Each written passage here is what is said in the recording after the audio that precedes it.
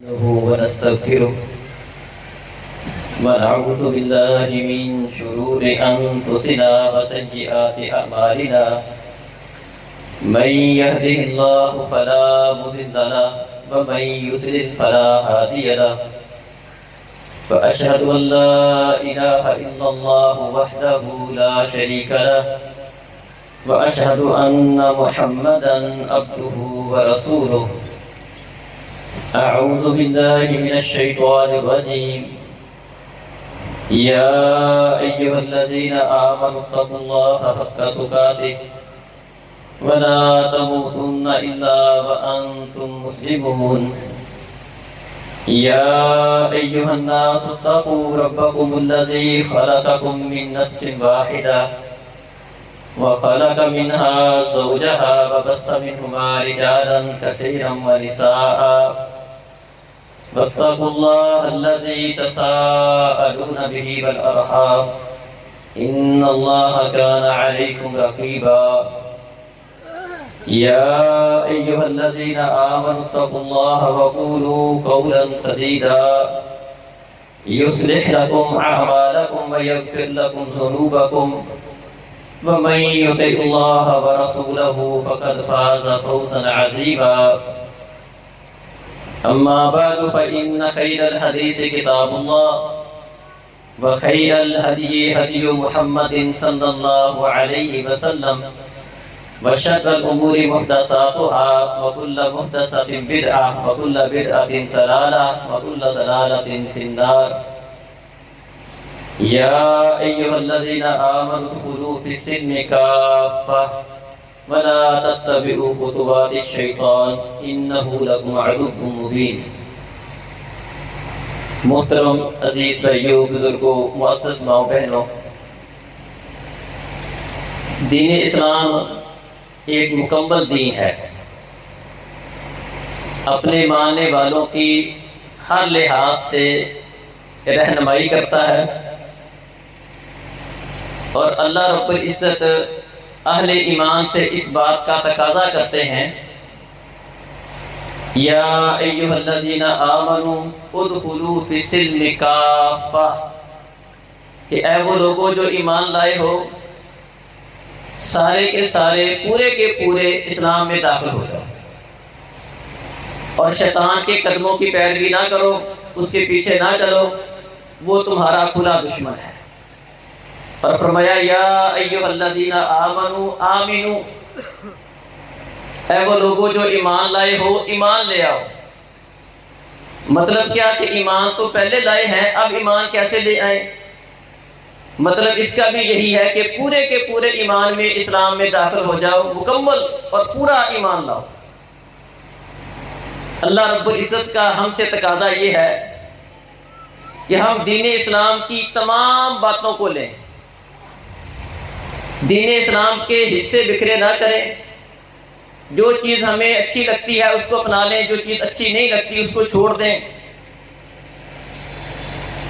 کچھ چیزوں کو کچھ وقت کے لیے لے لیں پھر چھوڑ دیں. اسلام کا ہم سے یہ تقاضا نہیں ہے. ہمارا دین اسلام کے ساتھ جو رویہ ہے وہ اسی قسم کا ہے. اسلام کی بعض باتوں کو تو ہم لیتے ہیں، بعض کو چھوڑ دیتے ہیں. بہت سارے لوگ ایسے ہیں، حج عمرہ کریں گے، نماز پڑھیں گے، روزے رکھیں گے، عقیدے میں شرک ہوگا، غیر اللہ کے سامنے بھی جھکیں گے، عقیدہ توحید سمجھنے کی کوشش ہی نہیں کریں گے.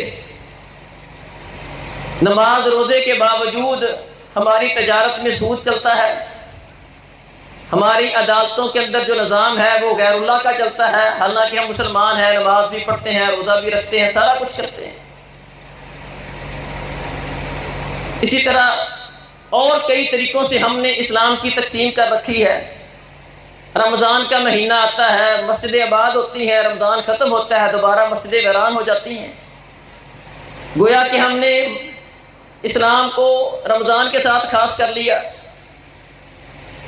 شادی بیاہ کا موقع آئے گا، آپ کسی بھی شادی پر چلے جائیں، بہت دین دان گھرانہ ہو، سلفی عقیدہ والا ہو، اس کی شادی پر بھی چلے جائیں، وہاں پر بھی صرف اور صرف ایک دو چیزیں اسلام کے مطابق باقی ساری ہندوانہ رسم و رواج اور اللہ رب العزت کی نافرمانی والے کام.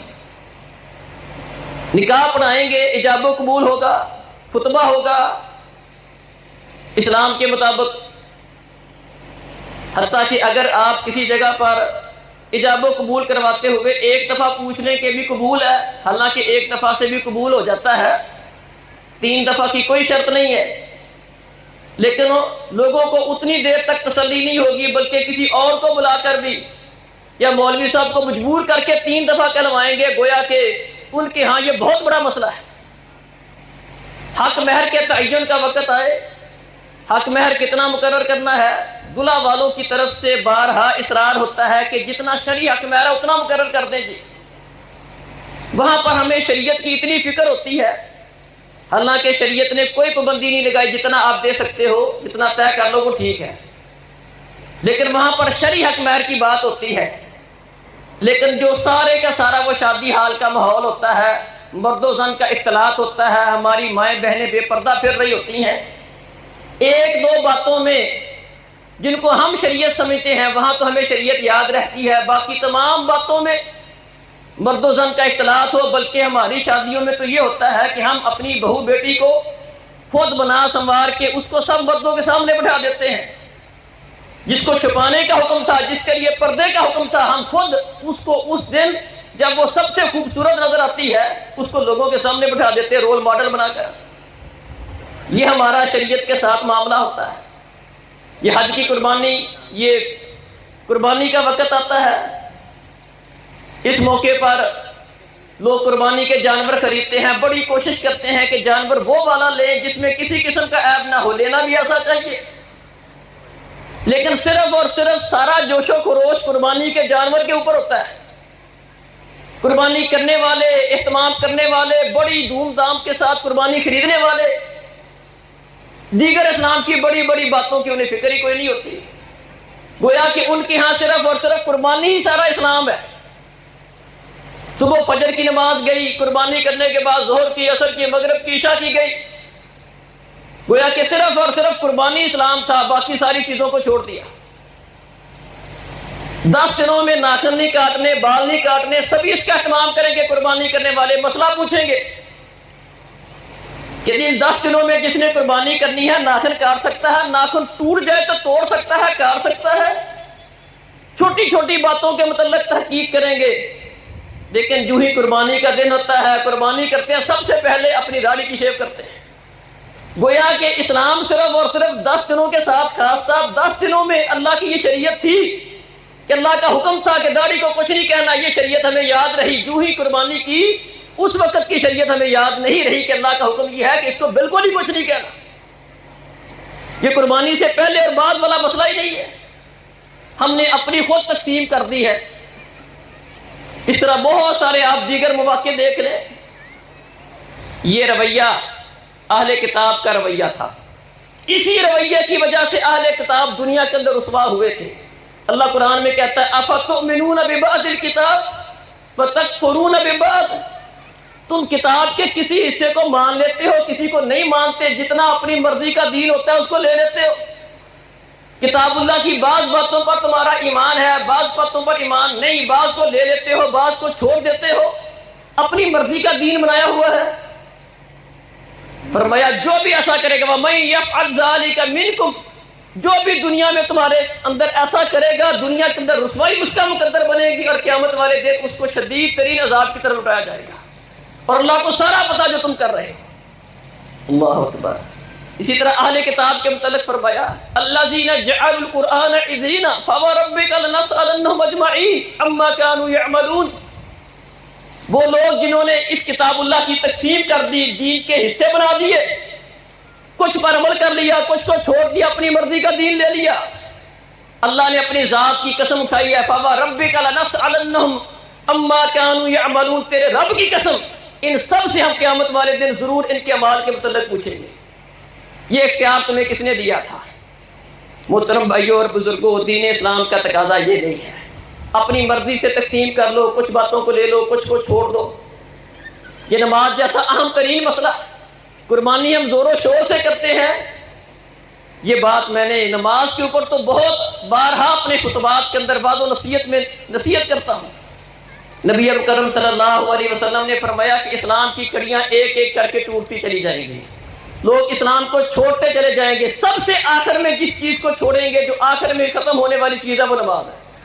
فرمایا جب لوگوں کے اندر نماز بھی نہیں رہے گی، ان کے اندر خیر نام کی کوئی چیز باقی نہیں رہے گی۔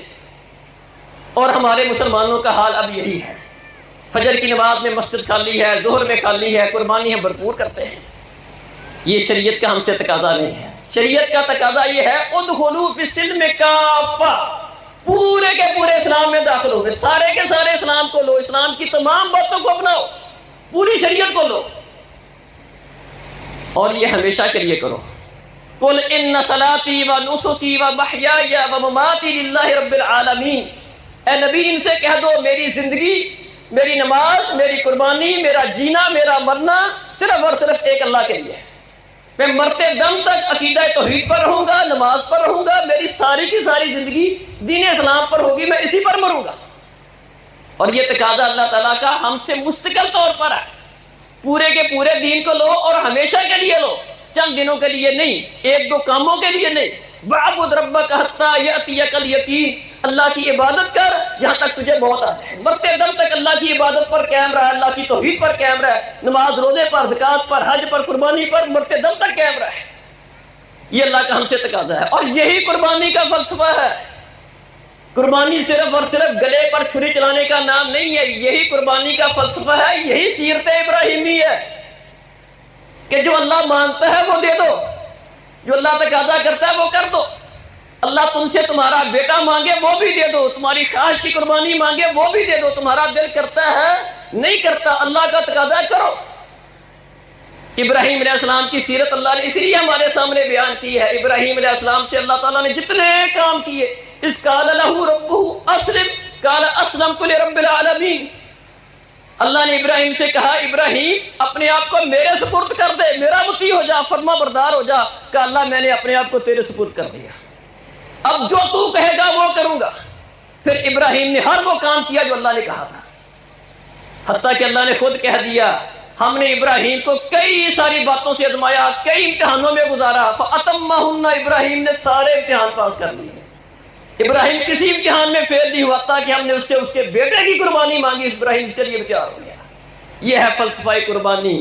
ہاں، اس نہج پر، اس طریقے پر کہ ہم پورے دین کو لیں گے اور ہمیشہ کے لیے لیں گے، اگر ہم قربانی کریں گے تو پھر اللہ تعالیٰ فرماتے انما یتقبل اللہ من المتقین، اللہ متقین کی قبول کرتا ہے۔ پھر بندہ متقی ہے پھر اس کی قربانی بھی قبول ہے، کیونکہ اللہ احکم الحاکمین کو تمہارا تقوی دیکھنا ہے۔ لن ینال اللہ لحومها ولا دماؤها ولکن ینالہ التقوی منکم، لوگوں اللہ کو تمہارا خون، تمہارا گوشت اللہ کو نہیں پہنچتا، اللہ کو پہنچنے والی چیز تمہارے دلوں کا تقوی ہے۔ ان اللہ لا ينظر الى صورکم ولا الى اجسامکم ولکن ينظر الى قلوبکم واعمالکم، اللہ تمہاری شکلیں صورتیں نہیں دیکھتا، اللہ احکم الحاکمین تمہارے عمل دیکھتا ہے، تمہارے دلوں کا تقوی دیکھتا ہے۔ اللہ کو یہی چیز پہنچتی ہے، اور یہی قربانی کا فلسفہ ہے۔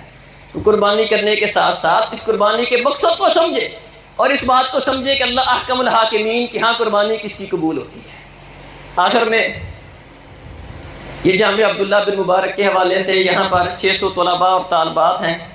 اچھا، بعض لوگوں کے ذہن میں یہ بات ہوتی ہے محمد وعلی آل محمد کما صلیت علی ابراہیم وعلی آل ابراہیم انک حمید مجید، اللہم بارک علی محمد وعلی آل محمد کما بارکت علی ابراہیم وعلی آل ابراہیم انک حمید مجید، اللہم اغفر لنا وللمؤمنین والمؤمنات والمسلمین والمسلمات وألف بين قلوبهم وأصلح ذات بينهم وانصرهم على عدوك وعدوهم، اللهم لعن الكفرة الذين يصدون عن سبيلك ويكذبون رسلك ويقاتلون أولياءك، اللهم خالف بين كلمتهم وزلزل أقدامهم وأنزل بهم بأسك الذي لا ترده عن القوم المجرمين، اللهم إنا نجعلك في نحورهم ونعوذ بك من شرورهم، اللهم اكفنا شرهم بما شئت وكيف شئت، اللهم انصر الاسلام والمسلمين، اللهم اعز الاسلام والمسلمين، اللهم اعز الجهاد والمجاهدين، اللهم اذل الشرك والمشركين، اللهم احفظ وطننا پاکستان، یا الہی ہمارے پاکستان کی حفاظت فرما، اہل اسلام کی حفاظت فرما، پوری دنیا کے اندر مسلمانوں کی حفاظت فرما، مسلمانوں کی مدد فرما، مسلمانوں کو ذلت سے نکال۔ اللہ غزہ والوں کی مدد فرما، اہل فلسطین کی، اہل کشمیر کی مدد فرما۔ اللہ مسلمانوں کے حال پہ رحم فرما، ہمارے ملک پاکستان کے حال پہ رحم فرما، اس کو اندرونی اور بیرونی اختلافات سے، شر سے محفوظ فرما۔ اللہ ہم تمام مسلمانوں کے حال پہ رحم فرما، ہمارے نیک اعمال اپنی بارگاہ میں قبول فرما۔ جن بھائیوں نے قربانی کی ہے اللہ ان کی قربانی قبول فرما، جو نہیں کر سکے اللہ ان کو بھی اپنی جناب سے اجر عظیم عطا فرما، اللہ ان کو بھی کرنے کی توفیق عطا فرما۔ اللہ ہمیں اپنے نیک اعمال پر استقامت عطا فرما، ہماری اصلاح فرما، ہمارے نوجوانوں کی اصلاح فرما، مرد و عورتوں کی اصلاح فرما۔ اللہ انہیں خیر پر قائم رکھ، دین پر قائم رکھ، شر سے محفوظ فرما۔ اللہ جب تک زندہ رہیں تیرے دین اسلام پر زندہ رہیں، اللہ ہم سے دین کا کام لے لے، اللہ ہم سے اپنے دین کی حفاظت کا کام لے لے، اللہ ہم سے اپنے دین کے غلبے کا کام لے لے۔ اللہ جب ہماری موت آئے اللہ تیرے دین پر، اسلام پر، توحید پر، جہاد پر، اللہ دین پر موت آئے۔ ربنا تقبل منا انك انت السميع العليم وتب علينا انك انت التواب الرحيم صلی اللہ علیہ وسلم۔